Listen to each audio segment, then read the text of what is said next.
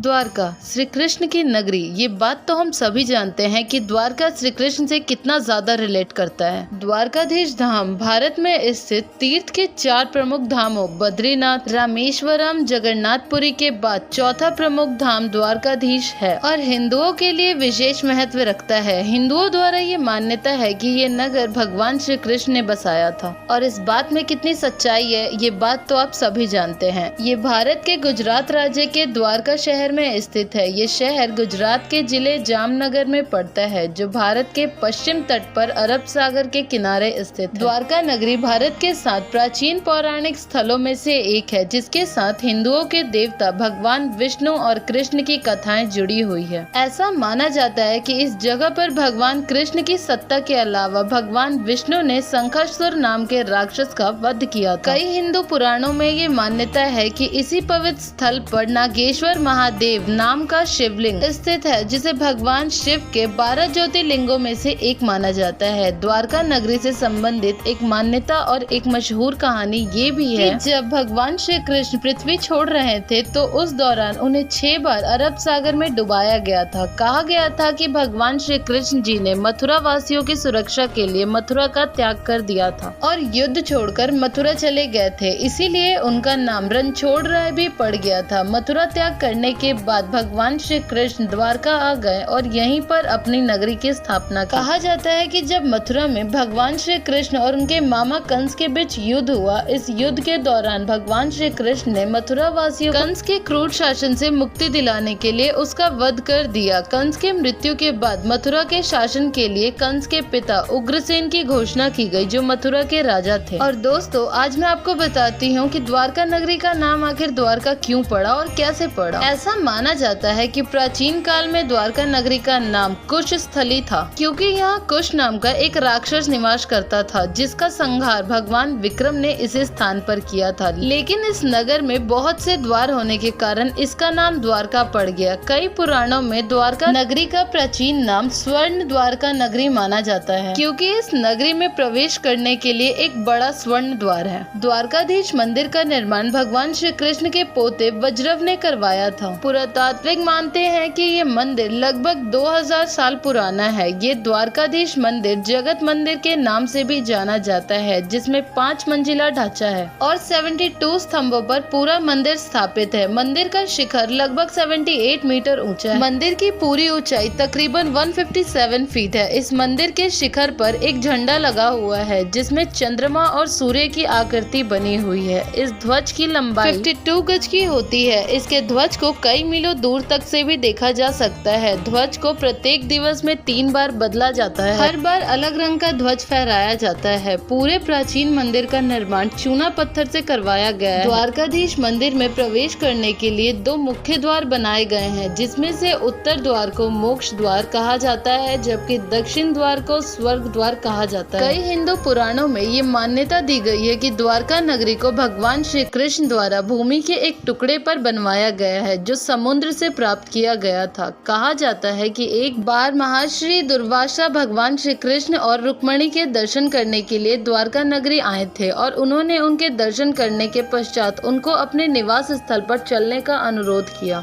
महर्षि दुर्वासा का अनुरोध स्वीकार करके भगवान श्री कृष्ण और रुक्मिणी उनके निवास स्थल की ओर जाने के लिए तैयार हो गई, लेकिन बीच में ही रुक्मिणी देवी को थकान होने लगी और वो बीच में ही एक स्थान पर खड़ी हो गई और उन्होंने भगवान श्री कृष्ण से पानी पीने का अनुरोध किया। कहा जाता है कि रुक्मिणी की प्यास बुझाने के लिए भगवान श्री कृष्ण ने एक पौराणिक छिद्र से गंगा की प्रवाह धारा को वहां पर ला दिया। इस घटना से महर्षि दुर्वासा को यह आभास हुआ कि देवी रुक्मिणी भगवान श्री कृष्ण को उनके निवास स्थल पर जाने से रोकने का प्रयास कर रही है। इस कारण महर्षि दुर्वासा रुक्मिणी पर क्रोधित हो गए और उन्होंने रुक्मिणी को यह श्राप दिया कि वो उसी स्थान पर रहे। ये माना जाता है कि जिस स्थान पर देवी रुक्मिणी खड़ी थी उसी स्थान पर द्वारकाधीश मंदिर का निर्माण किया गया है। द्वारकाधीश मंदिर ईश्वर में आस्था रखने वाले हिंदुओं के लिए बहुत विशेष मान्यता रखता है। इसे भगवान श्री कृष्ण की नगरी मानी जाती है। तो चलिए दोस्तों अब बात कर लेते हैं कि आखिर द्वारका नगरी का अंत कैसे हुआ। कहा जाता है कि भगवान श्री कृष्ण अपने 18 कुल बंधुओं के साथ द्वारका चले आए जिसके पश्चात उन्होंने 36 वर्ष यहाँ पर राज किया। उसके बाद उनकी मृत्यु हो गई। ऐसा माना जाता है कि